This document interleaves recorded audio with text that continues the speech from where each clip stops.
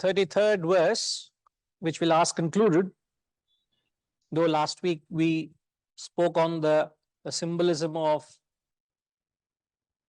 Ramayana. Tasmat, therefore, uttishta yashaha labhasva. You arise and conquer fame. Tasmat. Usually you use therefore at an end of a logical conclusion. So he said, therefore you arise. Arjuna is being told, you arise and acquire fame, having conquered the foes, enjoy the prosperous kingdom. Samruddha Rajyam. Verily they have been slain by me. Nimitta matram, you are a mere instrument, O Savyasachan. So the line of thought preceding to this verse, he said that they, referring to the Kaurava forces, they have already been slain. They are going to meet their inevitable end, which is the death. You are a mere instrument. See, the problem is, whenever we do a karyam, whenever we do an action, as we know, the long list of non-essentials of action comes and spoils the action. I don't want to get into that now. But one of the non-essentials of action is the doership, the karta. The performer, the thought of the performer comes and stains the performance of the karma, the performance of the action. So Arjuna was so possessed with that doership attitude that he is the performer, he will be slain, he will be performing that act of killing his guru or his pitamaha or his cousins, forgetting that he had to fight a war to establish dharma. So here he is being told, you are a mere instrument. So what do we gather from understanding a mere instrument? It is to understand that you have an obligation, you have a role to play, is to identify your role based on your obligation and play it without any strings attached to that action. So if you understand, I am just doing my part, how am I concerned with anything other than that? Why should I be concerned anything other than that? So it is so easy to complicate action. But it's so difficult to keep an action simple and just do your part. What is my part? Is to do this. Let me do it. So here he is being told, you are a mere instrument. They have already been slain. Means they are going to face the consequences. Why are you worried of what is their outcome? We are more concerned of the fruits of our actions. Again, that also is another appendage to action. It's also one of the non-essentials of action. We already mentioned two. One is the doership. Other is the fruits of action. And so on. There are many there, ego, and so on and so forth. These are all non-essentials. Means action can go on. In fact, action will flourish. Action becomes divine without these evil conditioning factors which ruin the course of action. Imagine any matter what action. Right now, I'm performing an action. Whatever be your field of activity, you can be a manager, you can be you're a child accountant, you have a role to play. If you are able to play that action without the appendages, without the factors which qualify it, I tell you, it sounds so easy, sounds so simple. Absolute freedom. But the problem is we are not able to do that. So because of the conditioning, we're not able to let go of that. So here a very clear advice. And also we last mentioned when we did this verse, he said, arise and acquire fame. So as we said, the scriptures, which is Vedantic texts, they are not against any acquisition. They are not against material advancement. There is no need to think if you need to advance yourself materially. There's nothing against acquisition, nor is there any objection to enjoyment.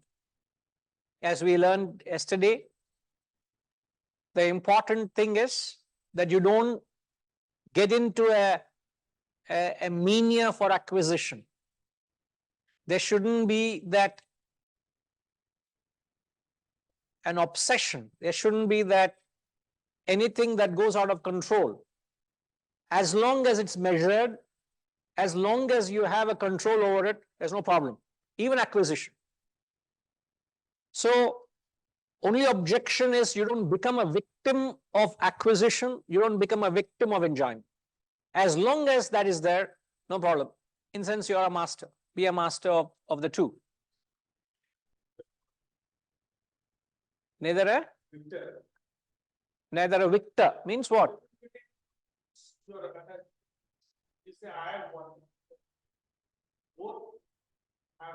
So you'll have to, may have to keep one mic with you.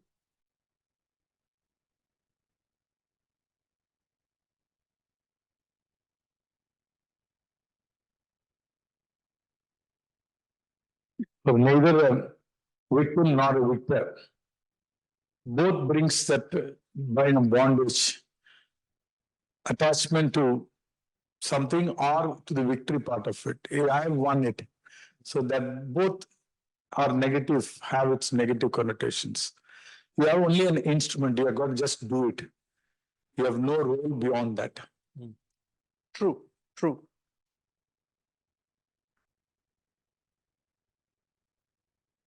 As we said, there is a perception that a spiritual man shouldn't acquire, nor the person should not enjoy any, though there's no relevance to enjoyment in their lives.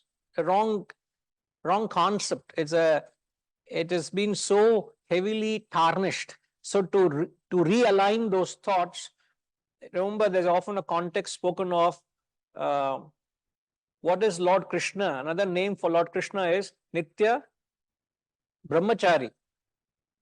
So Lord Krishna is addressed as a Nitya Brahmachari. Nitya Brahmachari means he is an eternal celibate. So a person, though there is a philosophical significance, why is it called a Nitya Brahmachari? Just they've driven home, to drive home the point, they have magnified it to a point of fault. Just to tell you that there is no reference to quantum. 16,000 women, gopis. Poetic description though. And he called him a Nitya Brahmachari. Another context in the Shastras, there is a mention of sage Durvasa, who is said to be a Nitya Upavasi, a man who had an appreciable appetite. He had a sort of a weakness for tongue. You take him into there's a story, no?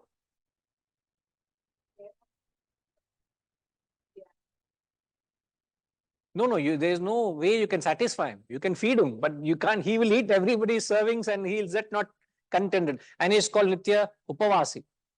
So, whether you are in contact with the object, whether you possess the object, you may possess it, you may enjoy it, and yet you're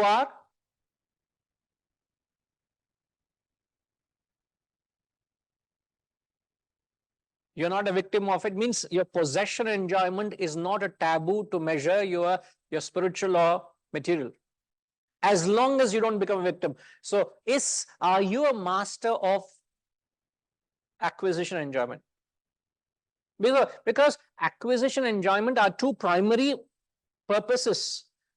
Why is everybody acquiring? If you go to the text Bhagavad, the thought of acquisition is to, what is the thought of acquisition? Everybody tries to acquire with the objective of offsetting. No. You acquire to enjoy. But why do you acquire? You may say, sir, you said you have to enjoy, you said. But there are for two reasons. One is acquisition, other is enjoyment. Like you acquire a house, then you go and live in the house to enjoy what you acquired. They're two separate things. But why do people acquire? Acquisition is to offset the mental insecurity, which is known as acquisition, is measured as a tool for avoiding sorrow. In Sanskrit, it is known as dukkha nivritti. Whatever you feel insecure, what you feel you lack, you try to offset it by acquiring the external world. So you believe, so it is inversely proportional, isn't it? So if one who feels extremely empty within, he needs that much of the world to keep himself secure. Everyone know how much you want, how much of the world you need, how big an empire you need to keep yourself secure. That determines how shallow you are within, how insecure you are, that much empty you are within.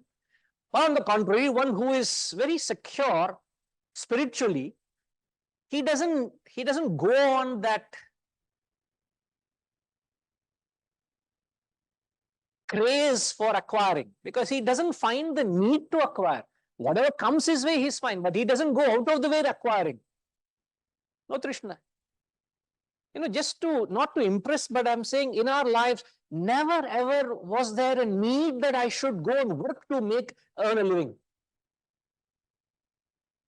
Just to, even to look at our lives and say, never ever thought that I should go and make a living so that I can look into my requirements. What does it suggest? I'm saying never, that ray of thought never came. Even in the most challenging moments of our lives, when we are not provided for, that thought to go out to earn a living never came. I can tell you, to that extent, we are so secure. Somewhere, some investment has happened, spiritual investment has happened, this janma or purva janma, some karma I have done. To that extent, I am so secure. I remember this was a compliment I received from my guru. It means a lot, when your guru says he's a man who is very less expressive. But whenever he expressed it, it meant a lot. I need to give a backdrop. This is in Singapore. We are all staying with a family, and Swamiji is there visiting for his lectures. This must have been 2004, 2005, that time. And everybody had visited IKEA and did some shopping the previous evening. And one or two items were missed out or some were not available. So there was a mention that that item should be arranged. Then I took the initiative. I said, no problem, Swamiji, I'll arrange it. That evening they were leaving, and I remember catching 2 buses. It took 1 hour for me to go there, buy those couple of things and get back, because Swamiji had to take back with him. And there were 2 chauffeur-driven cars available for my use. Means anybody running around was there, and 2 drivers were there, cars were there, because Swamiji is, no, but they're not going anywhere. I could have just sat in the car and gone. I choose to walk, take 2 buses, go there, pick up, catch the bus and come back. And when he came to know this at the lunchtime, that this boy went in the bus to pick up and come, and that's when he said, this boy is very, very secure. He doesn't need anything external to drive him. That sense, he candidly said. I didn't need that. I said, naturally, there is a certain making. I don't need it. I didn't need it. So what I'm trying to tell you is, you come to a point, the extremity is, the 2 extremities are, you can have as much of the world and still you feel insecure. This is understandable. Other side is you're so secure that you don't need any part of the world. I hope you all are able to relate to the idea.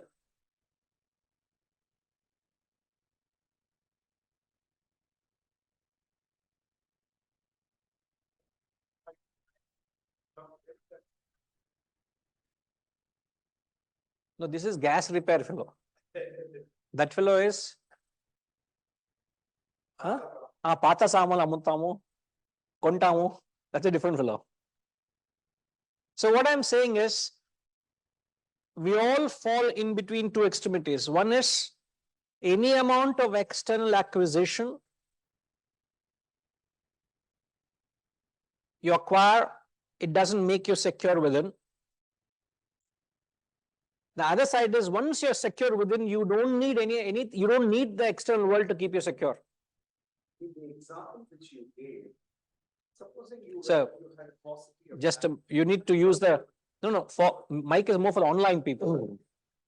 No, in the example which you gave, supposing there was paucity of time, good and you had to leave within 2 hours, then it would have made practical sense to go by car and come back. So would your decision have been different in that kind of a hypothetical scenario? Yes, absolutely. If I had short of time and if that had to be arranged, Yeah. I would have found a quicker way to get it. It's just not being foolish or sensible. But I had time, yet I had access to certain comfort or convenience. I opted not to. I had access to it because I was the one coordinating. I had people arrange, everything was arranged, his lecture tour was arranged. So I knew what was available at my disposal. So your swabhava made the availability of the vehicle superfluous. Didn't mean to, didn't matter to. So to that extent, you are secure, content, happy within yourself. So the external object becomes superfluous. It doesn't matter relatively. But when it's there, you avail it. In sense, when it's needed, you can use it. There's no harm. It's not to put yourself through discomfort or pain. In other words, look at external objects as being utilitarian rather than having an obsession to own.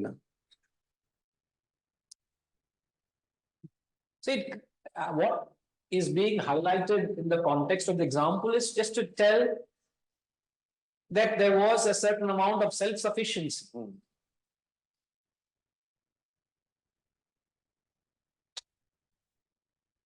It's not to be boastful of, but I'm just trying to tell. Always, or one who invests in himself, the result is whether the world is there with you or not, whatever is there with you or not, it doesn't affect you. It should not affect you. Now, it is true to the fact that anything external cannot counter the inner insecurity. Okay. So I can have, let's say, I have an asset worth 100 crores. Is it going to make me peaceful and secure? I don't have. I think the pandemic proved that to us. What way? People had everything. They had tons of money, but they could not get a hospital bed. That was a challenging phase. Therefore, mentally, were they secure? I'm talking of why are people acquiring? To offset the mental insecurity, dukkha nivritti, to avoid future sorrow. Means there's a fear of what might happen. So I acquire to offset the fear of what might happen. So what lurks is that insecurity. So what we're saying, gross wealth and mental insecurity. You get the point? There are two things here, gross wealth and mental insecurity. So question is, why can't gross wealth counter the mental insecurity?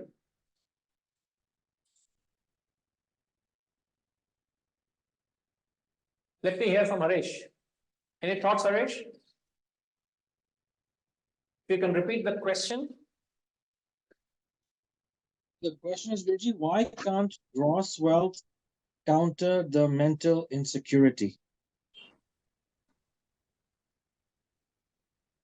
Yeah.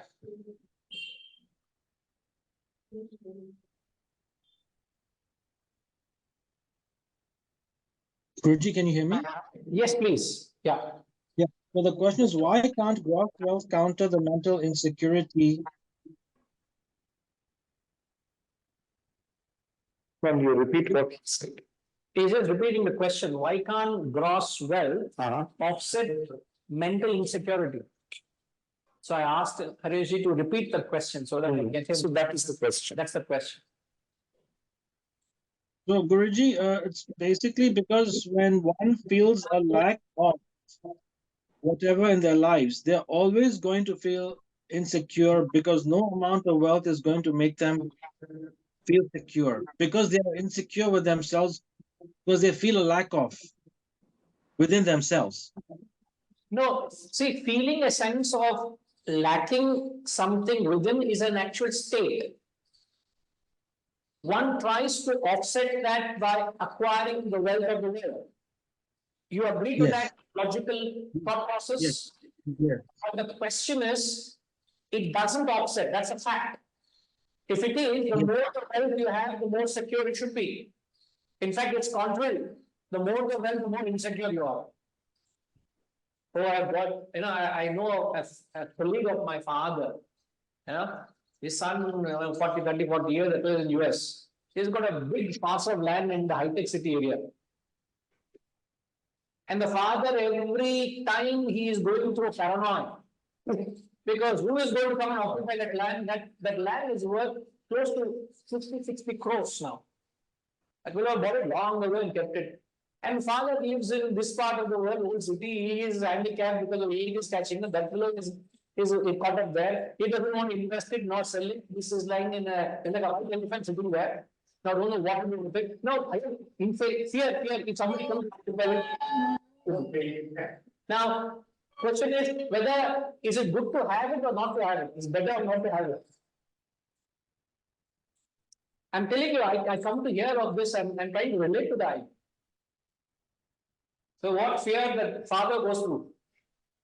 In this context, the book Autobiography of a Yogi by Paramahamsa Yogananda, there is a beautiful chapter, Two Penniless Boys in Vrindavan. See, Yogananda has such tremendous faith in the divine. So his brother gives him a challenge. Without a penny in your pocket, I am sending a friend of mine with you to keep a watch on you. I am putting you in this train from Agra to Vrindavan. You will go penniless, spend the whole day, and night before 12 midnight, you will come back to Agra. Do you think your God will take care of you? Is this possible? And Yogananda says, yes, it is possible. And he goes with the friend. And that chapter is so beautiful. How Sri Krishna comes in a myriad forms and takes care of both these young boys. So the Two Penniless Boys in Vrindavan is one of the most beautiful chapters in that book. Right. And, therefore, that insecurity which we talk about, if we have a childlike faith in God, then I think insecurities will vanish. It's true. You need to have that unfallible faith, as you say. No questioning, no doubt about it. So I'll hear Harish. Please. Yes. Yes, Harish.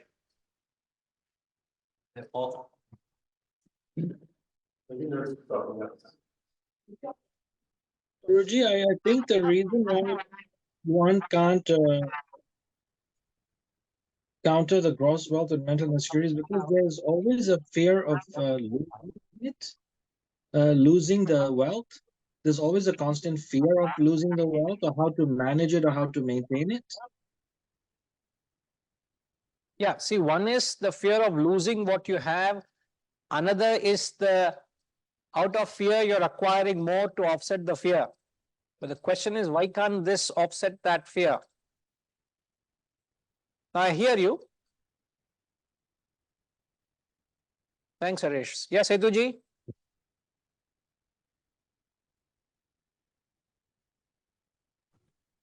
Hari Om Guruji.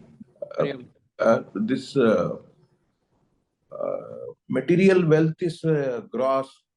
Mental insecurity is that is external. Mental insecurity is the inner, which is subtle. So gross can never satisfy subtle. The feeling, emotions. Absolutely, that's a law. The law is anything gross or tangible cannot influence the subtle, which is intangible. So the mental insecurity is a subtle phenomenon, and wealth is a gross. So gross cannot affect the subtle, cannot influence the subtle. Therefore, any amount of wealth will not help you find its security. But on the contrary, one who is mentally secure because of your spiritual evolution, proclivity, or achievement, to that extent, the external world doesn't matter to you. It doesn't matter to you.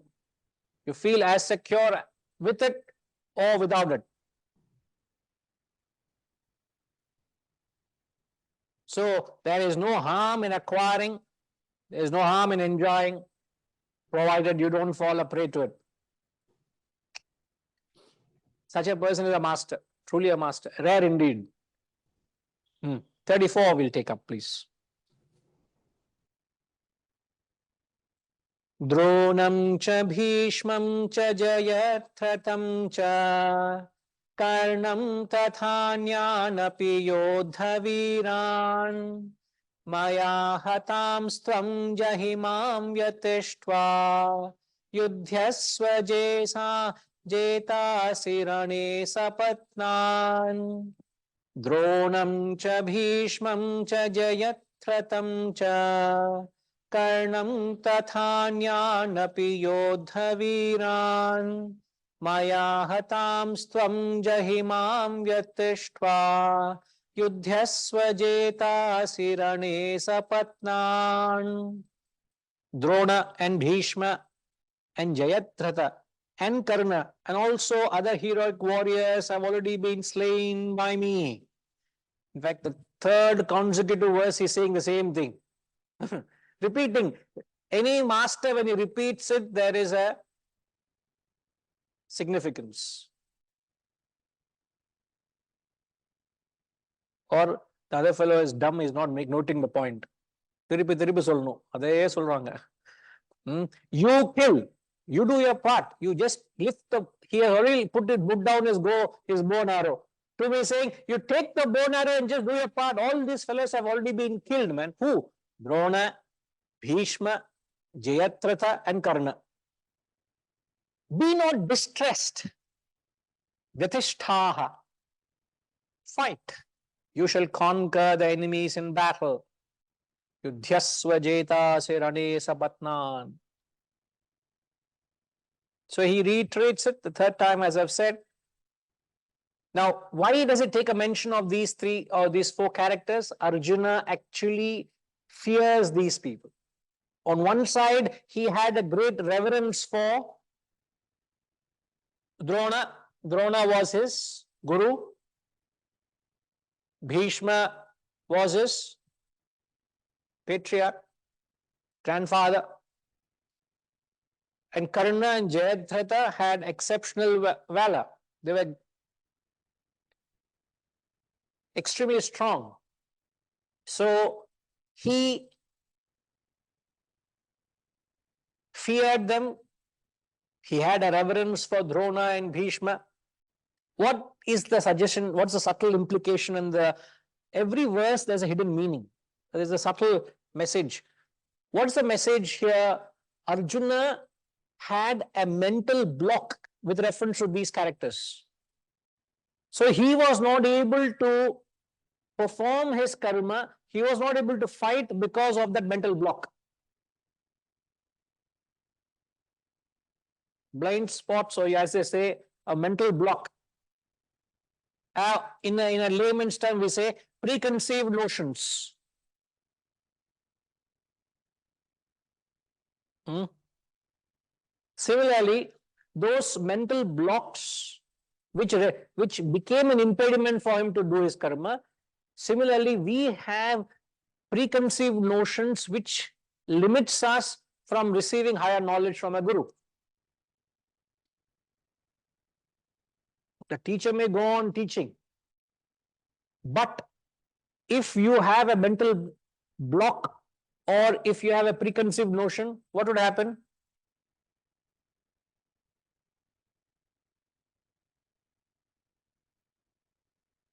It's a veil. You are not able to receive the knowledge from the teacher. So you use your past notions, you hold on to your past notions, and in fact, you find a reason to justify that they are right. So when you walk into a classroom, I cannot justify my notions or perceptions or preconceived notions that I have. Those preconceived notions are your mental block that helps you, that will not help you to receive higher knowledge. It's like saying, I know what Bhagavad Gita is, let me see what this man has to say. You're coming in to gauge, okay, what is this fellow's interpretation? What does he think about this particular concept? I wanted to know about reincarnation. Now, how does he say about it? So there is a constant block. So it's very difficult to transference of knowledge not happening. When can transference happen, ma?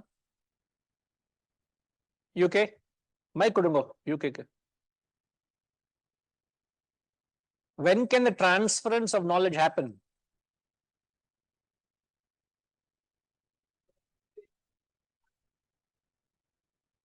Just check the mic. It's when you are open to it, open to the knowledge, Guruji, then only it can enter your open to the knowledge. When you are not very firm about your preconceived notions and you are ready to receive the knowledge. All right. You're open, ready to receive the knowledge.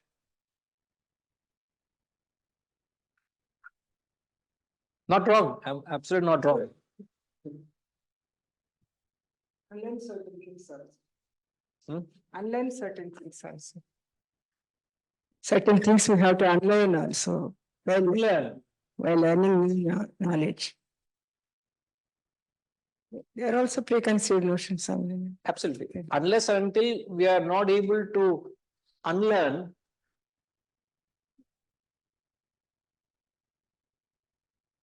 how can you relearn? Isn't it? Correct? Example that I was just about to take. If I have two tumblers, and if I were to transfer the contents of this tumbler into the other tumbler, I can only transfer provided this tumbler is empty. But the problem is you are full or half full. So whatever is given is actually overflowing. So when can transference of knowledge happen is when you empty yourself and come to the Guru. You cannot come with a certain notion. You can't expect the Guru to fit into you. If you expect me to fit into you, that's it. You go out. Guru will remain. Or I go out, you will remain. But if you want Guru and you to be remain, you both have to have some kind of a compatibility. In fact, there is a very interesting story. It says you should be an open pot. You should not be a dirty pot. You should be a Open pot, it should not be a dirty pot, which is already have your own earlier things. Or a crackpot. which Or a crackpot. All the three is a problem. Only the one is valid will be an open pot. If it's a dirty or a crackpot, it's of no consequence. It's not going to help. It's not going to help the person who is demanding or is ready to receive. So always be an open pot. Very rare, sir. Very rare to be able to receive 100% knowledge given. The problem is every time there's a filtering happening. So therefore they say you must have vairagya to viveka. Viveka is discrimination or knowledge. You must practice vairagya to the knowledge. What sense? You should be able to, if you want, one thing is to receive fresh knowledge, as I said. It is yet another thing to renounce your old notions. That's what we said, empty thyself. So only when you are able to renounce or vairagya of your old thoughts and ideas, vairagya is to drop the lower. If you drop your lower ideas or old notions, that is when you can receive higher ideas and wiser thoughts. So the mental block which Arjuna had for these characters mentioned in the verse are becoming an impediment for him to do his dharma, which is to fight the battle. Similarly, each of us have a certain block where we are not able to shed that and receive higher knowledge. That's a practical takeaway from this verse. All right? Question here. Oh, Angvarika, yeah, I can see. If we are given instruments, how do we acquire karma for our actions? Annapurnama. Sorry, I didn't see your question. I see here, it's come there for me also. If we are a mere instrument, how do we acquire karma for our actions? Karma here, you mean consequences? Hari Om Guruji. Yes, Guruji. Right. In fact, that such actions, when you perform actions as a mere instrument, you don't incur any karma. Why do you want to incur karma? Such actions are known as selfless actions. But Nishka- here, sorry, I'm sorry. No, Arjuna fears the heinous, I mean, killing as his own relatives as a heinous crime. And that is what is his hesitation about. yeah, that's why he is. You must understand, Arjuna was personalizing a war. And because of a personalization, he could not perform his dharma. So, advice which Arjuna is being given is, if not, one advice Arjuna is given is, he says, if not for yourself, for Loka Sangraha, you fight. What is Loka Sangraha? For the good of the world. What is that? Establishment of dharma.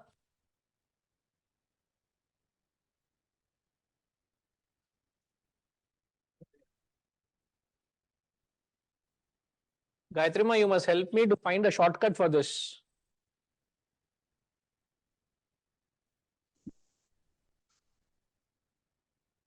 So, the first is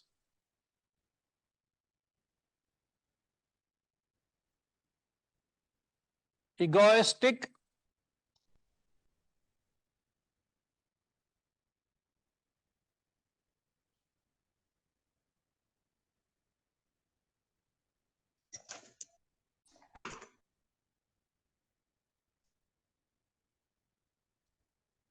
You see that, Annapurnama? Yes, Guruji. Yes. Egoistic personalization of an act. So what Arjuna did, he got into an emotional relationship while fighting the war. Why he saw fighting his guru or his grandfather or his cousins or relatives. He personalized. This action is okay. Let me not put it that one. Now, second is Arjuna gives him advice. Sir, Lord Krishna gives Arjuna advice in the Gita elsewhere. He says, for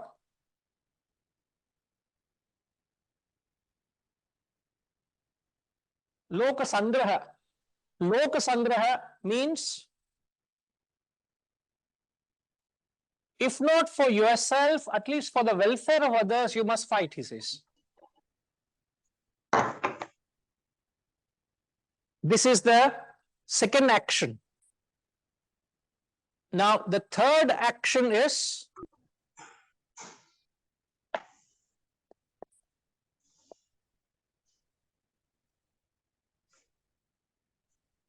Nimitta Matram.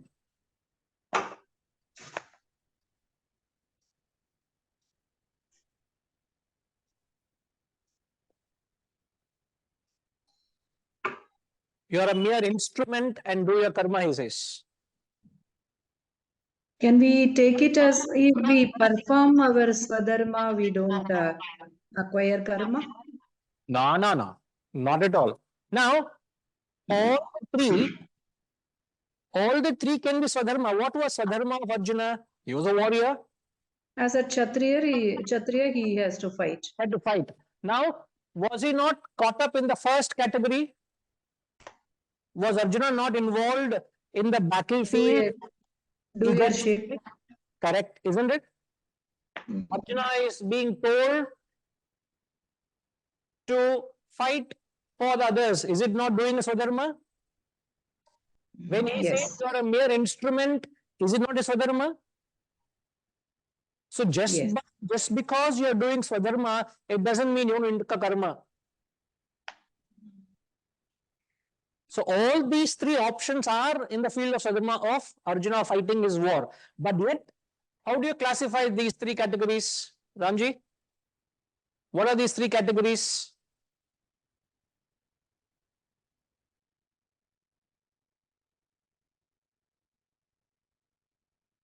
Categories of How do you classify these three actions?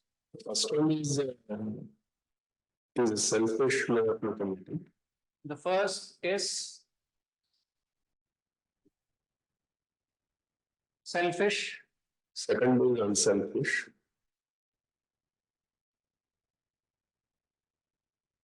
Third is selfless.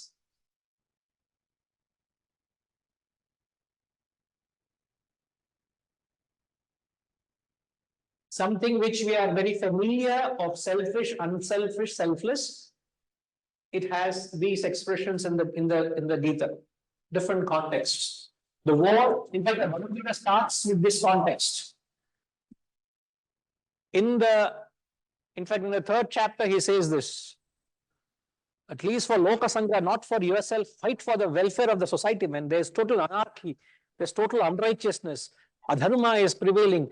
Set right that. Why don't you do just for yours, not for yourself, for their sake? And then he says, here you are a mere nimitta matram. Now, to the question which Annapurnama is asking, the first category, when you perform action with a selfish motive, you get papa or you incur sin. When you perform actions with an unselfish motive, you incur punya.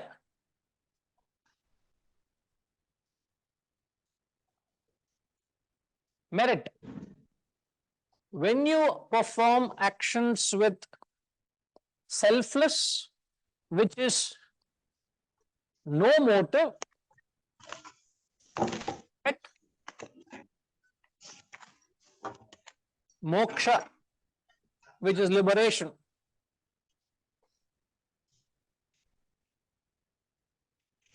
So what Thank you, Guruji. advised is to perform your dharma.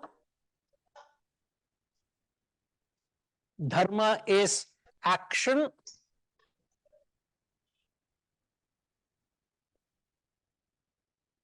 Based on your obligation.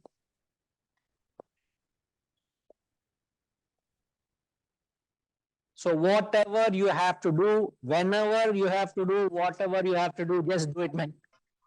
Why are you unnecessarily complicating it? Just do your karma. If you are a mother, you cook. If you are a singer, you sing. If you are a teacher, you teach. If you are a dancer, you dance. A manager, you manage. You're a politician, you rule, you play your role. Just identifying your role and playing your role is, and not to bring in any appendages to the action. In fact, the class we began by saying that. By not bringing those any external factors, if you do your dharma, do your karma, you will not incur any consequence. No karma phala. In fact, the karma phala is you get moksha, you get liberation. If you continue to do that. But sadly, we... Thank you, Guruji. Very clear. Most welcome. Sorry, I missed that question. Thank you, Sureshji, that he pointed it out.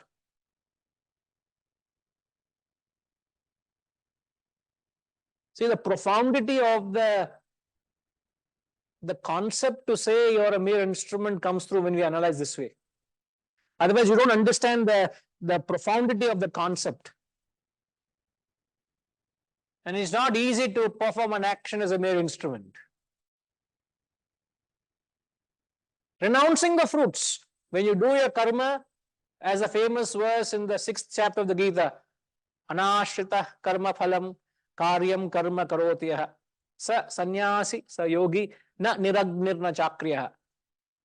Anashrita, renouncing the fruits of action. Karyam karma, perform your action. He is a sannyasi, he is a yogi. Not a person who wears a robe, not a person who does this, does that. Whoever who does that. You can be a guy who's pulling the cart on the streets. He can be illiterate, but he is doing his karma without expecting a fruit. You're a sannyasi, you're a yogi.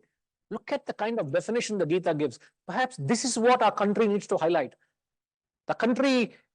The leaders of this country are trying to roar or give significance of the Gita, significance of the philosophy of the Gita. And if this philosophy can be taught to everybody, if we can spread this word, a sannyasi is one who does his duty. Not easy.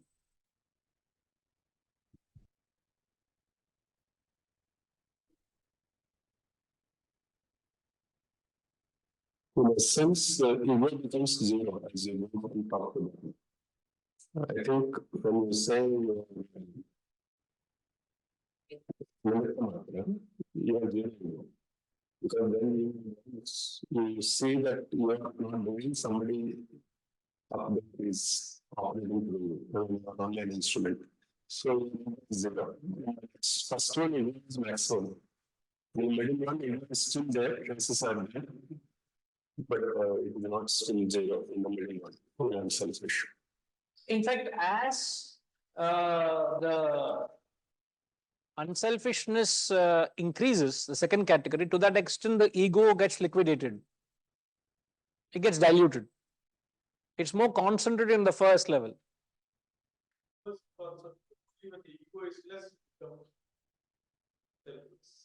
Yeah, in fact, selfless is where there is no ego at all. There is no I at all.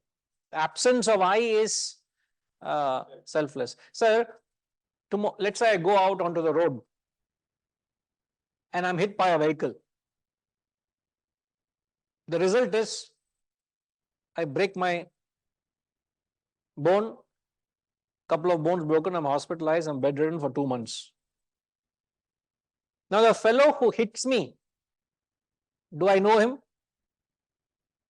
Does he have any motive or agenda in causing any injury to me? A fellow who is a complete stranger and it is a freak accident and end result I am doing.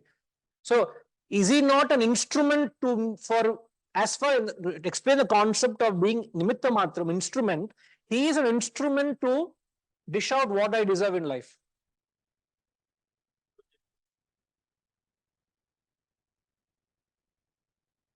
He has no motive. Considering it is my fault and he has not broken the law or he has not been reckless, so he is not going to face consequences. As long as I am out of my mind and I get into an accident, he is protected because he had no intention and he is following the rule. I'm again qualifying the example. But if he was reckless, then he faced consequences for his actions. Then why did I get injured? Because my karma. I am settling my karma. But as whatever be his nature of action, the fact that he caused that for me and there is no relationship, he is a mere instrument for me. Therefore, the law also says you have to first establish motive. Motive. So the motive, if somebody kills somebody also, it's not. There is no, it's not. Law is purely based on that.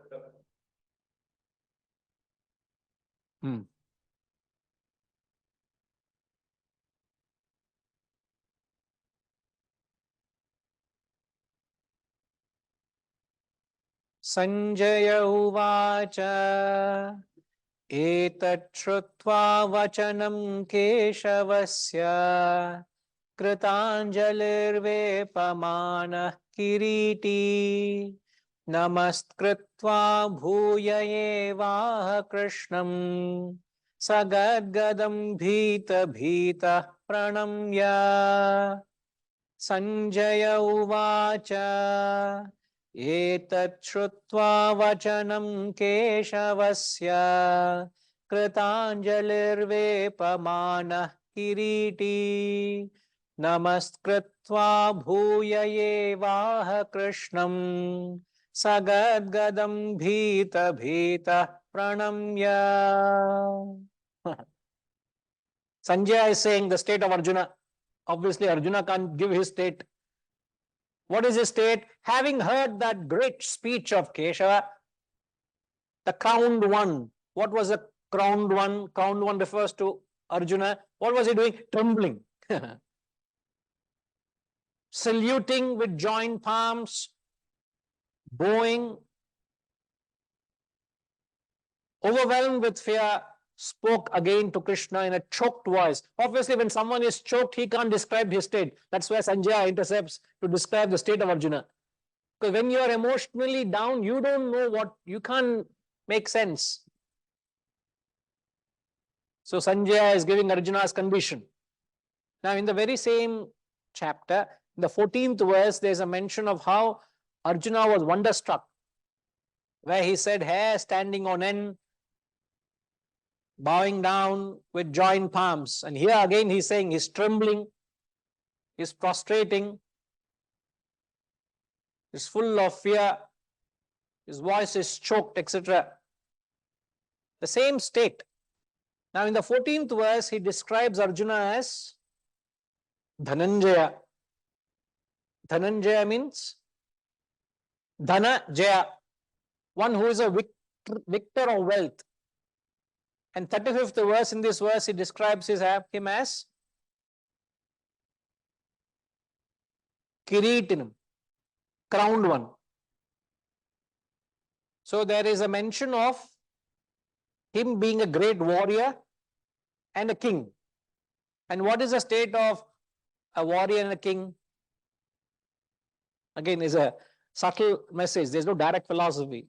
As we said in the 11th chapter, as such, the philosophical content as such is not great, but there's a lot of indirect or a subtle significance that we gather. In fact, many a time I don't remember doing 11th chapter. We skip 11th and go on to 12th. Direct 10th, we jump to 12th. So this is one of those cycles where I've chose to do the 11th chapter.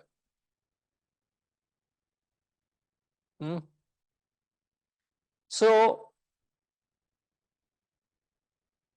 in both the verses, in the 14th and the 35th verse, where he says Dhananjaya, he was wonderstruck, he was bowing down. Here as a king, he's bowing down. What does it mean? Suggestion is suggesting that the greatness of a warrior, of a successful man, or the greatness of being a king, both sink into insignificance in presence of a man of wisdom.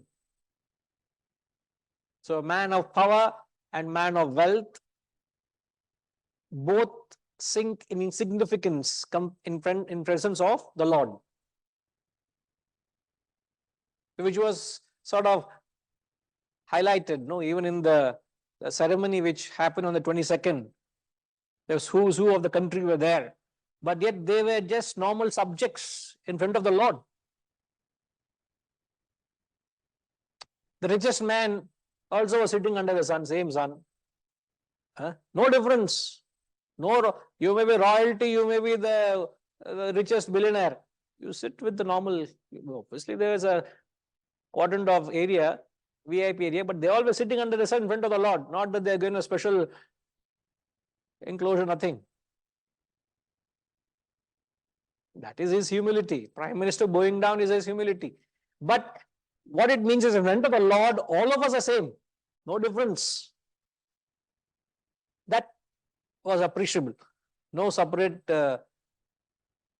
special treatment. Only 11,000. Not easy. So what we learn is men of power always sought men of knowledge. It was never in history that men of knowledge or wisdom ever ran or went to men of power. It is not ego, it is not arrogance, but it is a stature of respecting that the maryada, the knowledge has to be given, so it has to be kept at that pedestal. That is what is signified, that they were insignificant. He was insignificant, felt small in presence of Lord.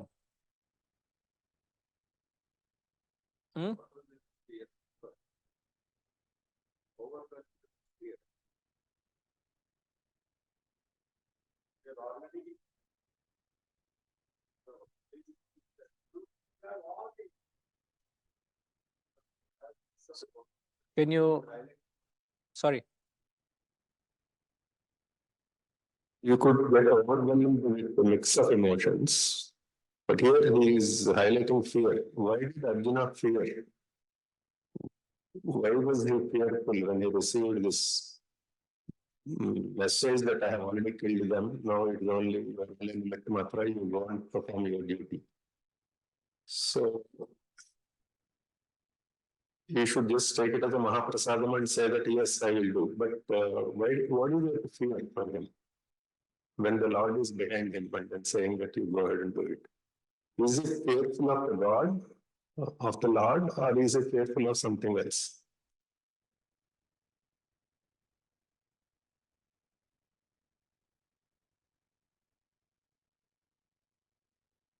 Bowing down, overwhelmed with fear. So the question is, why is there fear? See, when does fear arise, sir? When you don't perform your duty, when you are in the presence of an authority, when you know you have not done your job, there's some fear. So he's trembling because Arjuna is telling him, do your duty, and his fellow is not doing his duty. Obviously, there will be fear, no? Correct, isn't it? He has not done his part as a warrior. He is supposed to fight and do his duty. There's no fear. There is no Gita only, thanks to his ignorance. But that's where the fear arises. Also, they say fear arises when there's a disparity between you and a higher state. There's a fear. So, one or two reasons you can associate in the context. But the first will satisfy that he has not done his duty. But one who has done his part, what is there to fear? Nothing to fear. Currently, that way it becomes quite clarifiable.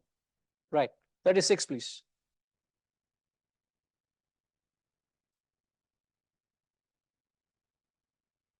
Arjuna uvacha sthane hrishikesh tava prakirtya jagat prahrishyatyanurajyate cha rakshamsi bhitani disho dravanti Sarve namasyanti cha siddha sanghaha.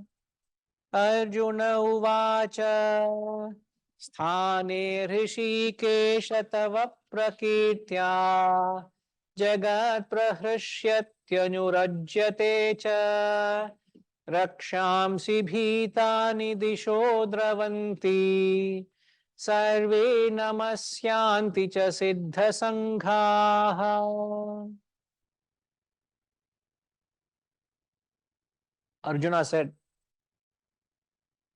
O Hrishikesha, rightly the world is delighted and rejoices in your praise. The Rakshasas and the demons flee in terror. In all directions they're running. And the hosts of Siddhas, perfected ones, bow to thee.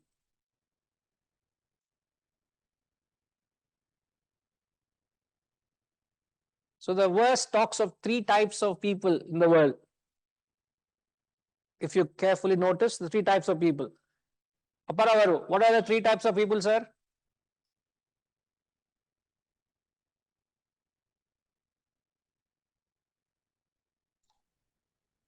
So, based on this sloka, Guruji, it is Rakshasas, then the realized yogis who are bowing down to this thing, and other, the first one is, if you can show me the sloka, I can actually. For that, you got to request Gayatri Ma. Can you please say, Gayatri Ma, please show me? Gayatri Ma, can you? Thank you. No, there's always a. There are Gayatri Ma. So there are bhaktas who are always in praise of Lord, and there are rakshasas who just fear of Lord. They are running away helter and skelter. There are siddhas, realized souls, who are always bowing to the Lord. So the first category of people perhaps are the laymen, the general public, the masses. That's What it. are they doing? They are rejoicing, delighted in the praise of the Lord. So which category do the majority of people fall? First category, Guruji. The majority of people fall into the category. No, we can't say majority Rakshasas also there. Rakshasas there. I don't think we can say Rakshasas are the minority. We are the majority nowadays. But however, what would be the category of people who are delighted? What do we gather? What do we infer rather? So actually, they are praising the Lord. Mm-hmm. They are praising the Lord because the Lord is helping them by actually driving away the Rakshasas or evil people. So that's the reason they are praising the Lord. So we are actually rejoicing once the evil is being,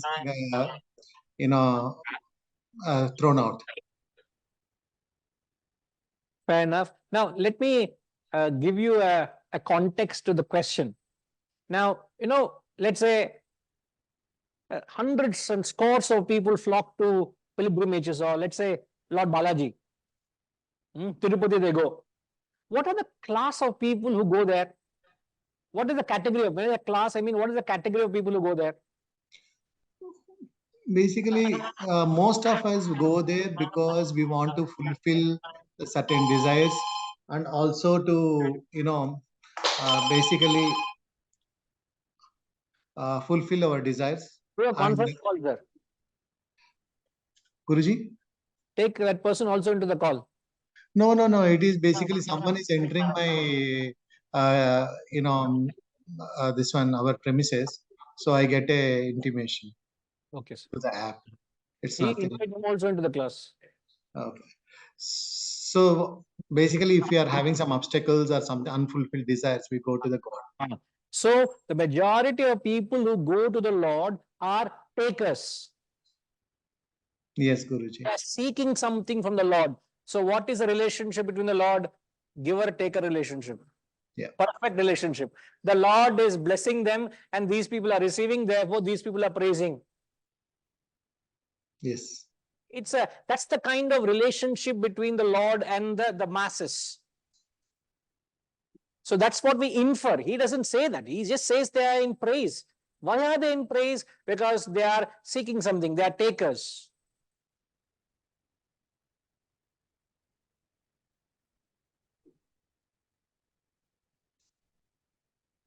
So we need to find out where do we belong. Takers, Guruji. Takers, huh? Okay, sir. I belong to taker. I don't know about So taker. In fact, it's very interesting. People who love animals. Why do people love animals? Pets, they have pets, no? Why do people have pets? Again, you infer, huh? So people love pets because of, when we see the pet's helplessness. Who is helpless? You or the Pets, pet? no, for Lord, I may be the pet, but the thing is, if I am having a pet, the pet is helpless.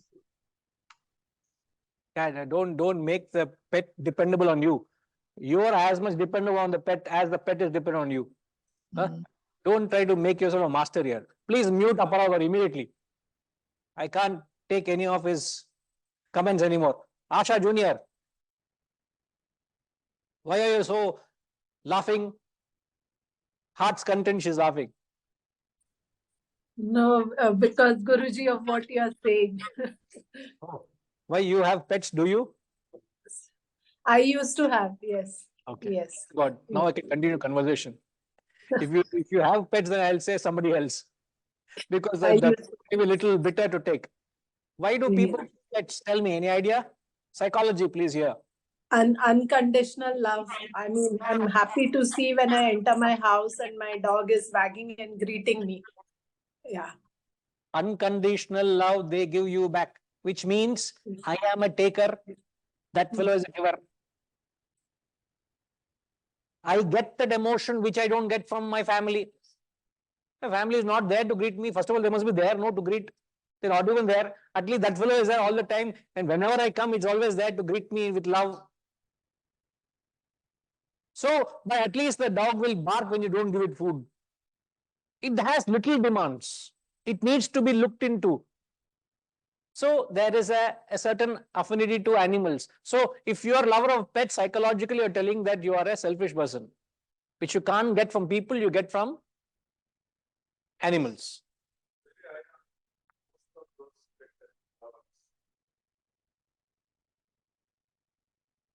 Most of the pet animal lovers, they turn out to be non-vegetarians. I don't know how they can sink it. Sadly.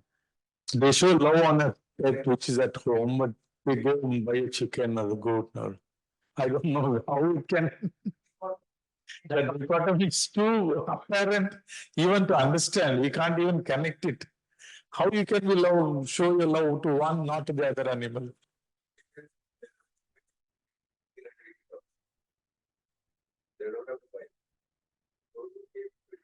It's all the more atrocious. You don't grow a cow to eat it. No, it's true. We understand the mindset.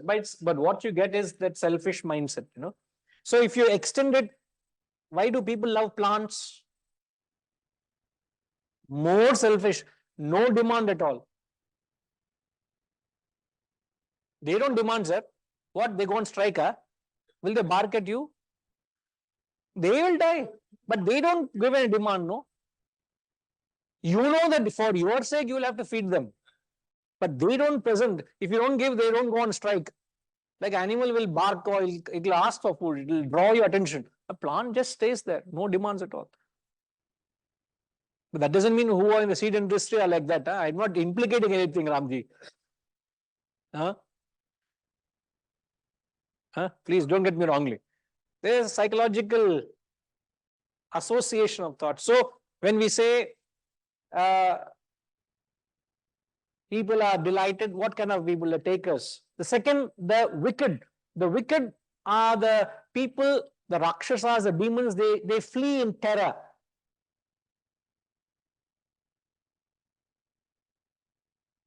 They are afraid. The wicked people are those who are afraid. They are helpless. They can't come out of the situation they're in life where they are. So they flee. So they're guilty. The two consequences. One, either they flee from the perfected ones or they eliminate the perfected ones. These are the two things that happen in history. They eliminate the perfected ones. They find it difficult to live in the presence of the perfects. And then the siddhas are the sattvic people. Relative perfection also you can take. They bow down. Absolutely, you can say they bow down to the divinity. Relatively, the perfected ones, understanding their areas of ignorance, they bow down and surrender. So when you touch a feet or prostrate or bow down to another person, it is to bow in areas of your ignorance. That's what is symbolic. So it's very, not only symbolic, it has a great significance in conditioning one's mindset. You surrender. That's what is implication. Yes, ma?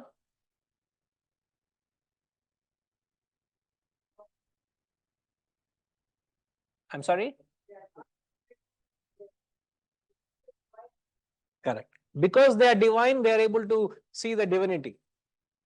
The sattvic person can see the divinity in the self. So they don't need to be terrified. They bow down. So they surrender. The wicked people surrender because they are committing sins. And the masses are in praise because they are receiving something. They go a giver, take a relationship. Okay. Context of pets, we have two comments. Okay. Why do people have pets? Because we cannot tolerate humans. Sir, he says you, Gayatri Ma is writing that. Gayatri Ma, your comment, no? You to everyone. But then Shiva Kavi has said, pets are, they are faithful than humans. So they have pets. Pets are faithful than humans. Soumya Ma, please trust me. You don't tell me you trust pets more than me. Soumya. Our Soumya. That is their actual name. Okay. இப்ப தெரியுமா என்ன சொல்றது?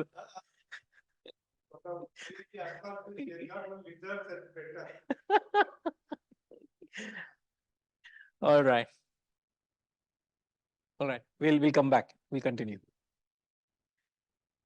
Om Purnamada Purnamidam Purnat Purnamudachyate Purnasya Purnamadaya Purnamevavashishyate. Om Shanti Shanti Shanti. Harihi Om. Shri Gurubhyo Namaha. Harihi Om.